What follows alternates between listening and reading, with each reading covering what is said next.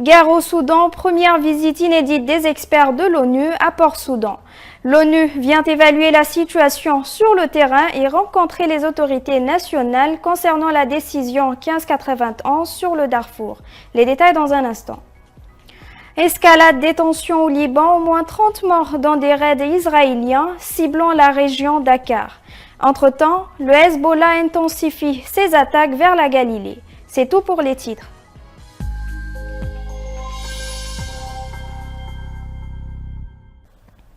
Bonsoir et bienvenue au journal international de Tchad Info. Pour la première fois depuis le début de la guerre au Soudan, il y a plus d'un an et demi, le groupe d'experts du Conseil de sécurité des Nations Unies s'est déplacé à Port-Soudan. Une visite de 3 jours qui vise à examiner la situation sur le terrain, explique l'agence de presse officielle SUNA. Les experts devraient rencontrer les instances nationales chargées de l'application de la décision 1591 de 2005 de l'ONU relative à la situation au Darfour.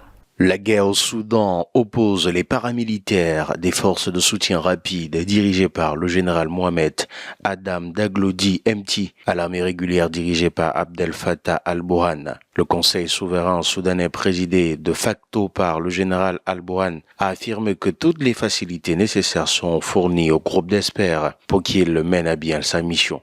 Le groupe d'experts a commencé son travail en rencontrant les membres de la coordination nationale soudanaise chargée de suivre l'application de la décision 1591 de l'ONU. Cette coordination dépend de la haute commission de suivi de l'application de cette décision dirigée par le général Ibrahim Jaber. Selon un communiqué du Conseil souverain, les membres de la coordination ont mis le groupe d'experts au courant des crimes et des exactions étendues commises par les forces de soutien rapide envers les civils, et cela dans les différents États du Darfour, comme d'ailleurs au Soudan. La résolution 1591 avait placé des personnes et des entités non gouvernementales au Darfour, comme les Janjaouites, sous embargo sur les armes. Cet embargo comprend l'assistance ou les formations militaires que des pays tiers pourraient fournir aux combattants du Darfour. Un comité de 15 membres du Conseil de sécurité est chargé de suivre l'application de cette décision.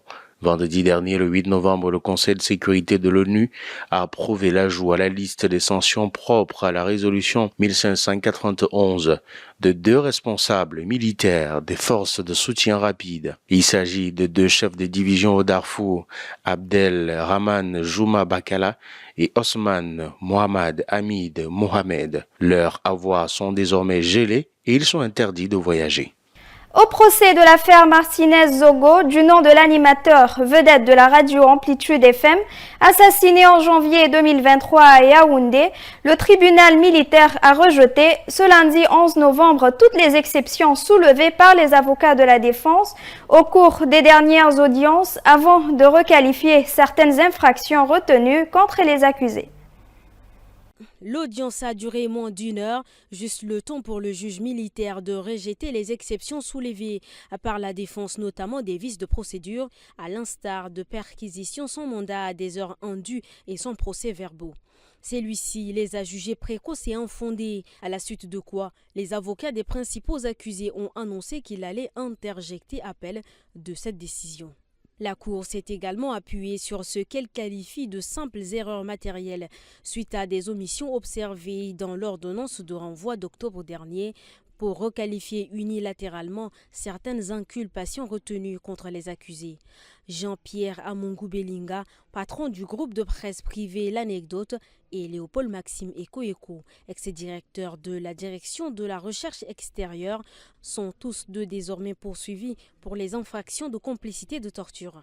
C'est une décision qui nous tombe sur la tête, a réagi Maître N'Djana N'Djana, l'avocat de Maxime Ekoeko.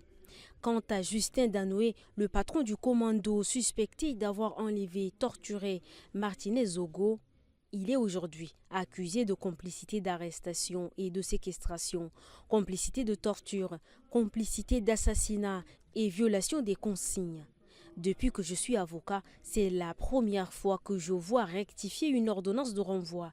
Pour moi, c'est spécial, a pour sa part condamné son avocat, Maître Mbouni. Le procès a été renvoyé au 2 décembre pour l'ouverture des débats sur le fond.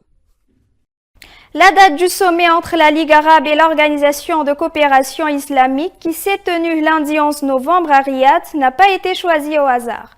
Mohammed Ben Salman a profité de l'événement pour donner le pouls du monde arabe à l'Occident, mais surtout pour faire une piqûre de rappel aux États-Unis sur fond d'une potentielle normalisation des relations avec Israël.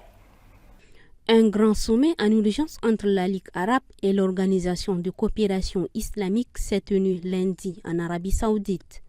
Plus de 70 représentants sont venus discuter des guerres en cours qui opposent Israël avec la bande de Gaza et le Liban, rapporte notre correspondant à Riyad, Joseph Cloman. Une occasion pour l'Arabie saoudite de donner le point de vue du monde musulman à l'Occident. Le prince héritier saoudien Mohammed Ben Salman a d'ailleurs profité de cette tribune à domicile pour parler des génocides et des massacres commis. Selon lui, à l'encontre des peuples palestiniens et libanais, donnant le ton du sommet vis-à-vis d'Israël. Nous appelons la communauté internationale à tenir ses responsabilités en faisant respecter la paix et la sécurité, en arrêtant l'agression israélienne à l'encontre de nos frères du Palestine et du Liban. Une occasion également de rebondir sur le calendrier politique américain. Le timing est très important, explique Hasni Abidi du Centre d'études et de recherche sur le monde arabe et méditerranéen, au micro de Nicolas Falaise.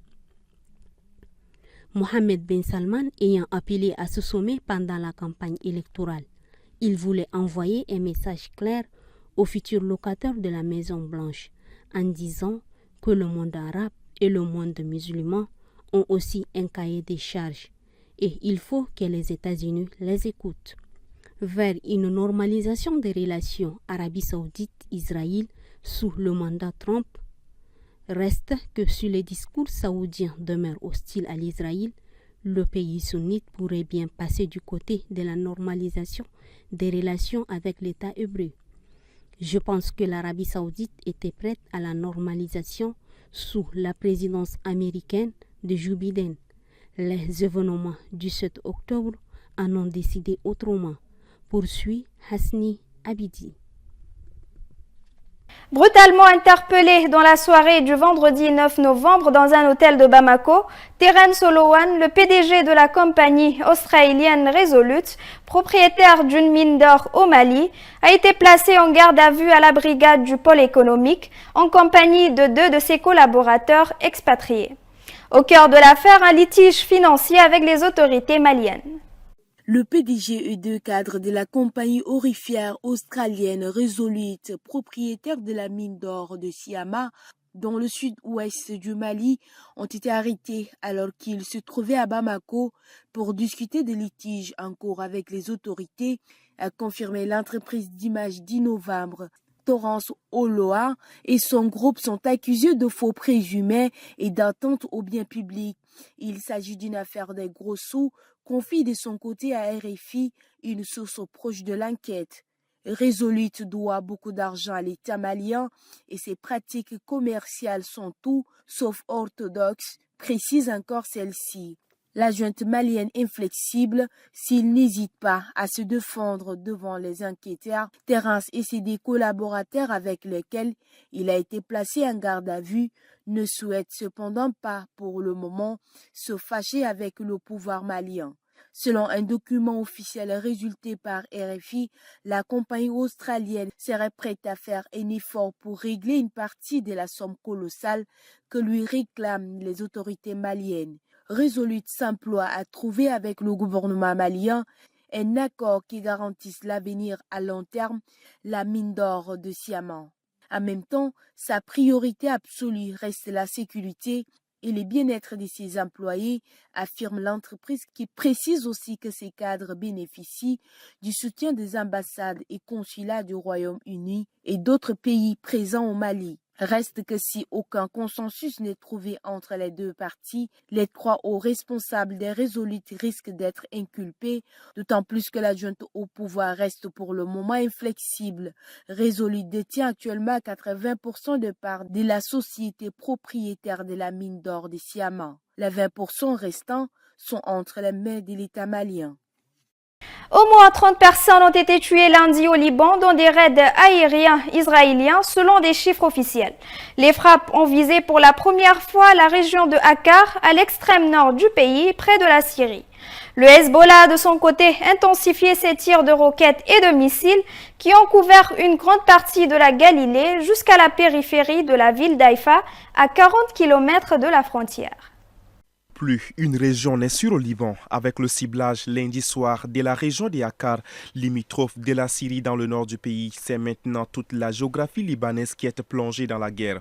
Dans la seule journée de lundi, au moins 30 personnes ont été tuées à travers le pays, rapporte RFI. Un raid aérien israélien a visé une maison dans une localité à majorité sunnite qui accueillait une trentaine de déplacés chiites en provenance du sud. L'aviation de l'État hébreu a également lourdement bombardé des dizaines de localités dans le sud du Liban, où un nouvel ordre d'évacuation a frappé 21 villages. Ces raids ont fait de nombreuses victimes parmi les habitants restés sur place, malgré l'intensité des bombardements. Le Hezbollah a de son côté tiré sur le nord d'Israël plus de 250 roquettes et missiles lourds, un record depuis le début de l'offensive terrestre israélien le 1er octobre, et ce, sans compter les escadrons de drones d'attaque. Le mouvement a revendiqué 22 opérations militaires sur la journée de lundi. Les régions de Safat, Acre, Haïfa, où est concentrée la majorité des habitants du nord d'Israël, étaient lundi dans une viseur du parti chiite. Le Hezbollah a tiré des salves de roquettes à partir de villages libanais frontaliers censés avoir été sécurisés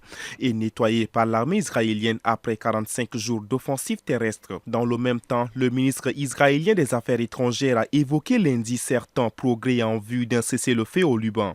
Gideon Sar, interrogé sur les perspectives d'une telle trêve, a ajouté travailler sur le sujet avec les Américains. Une perspective que son collègue à la défense Israël Katz a un peu plus tard exclue avant la capitalisation du mouvement islamiste Hezbollah.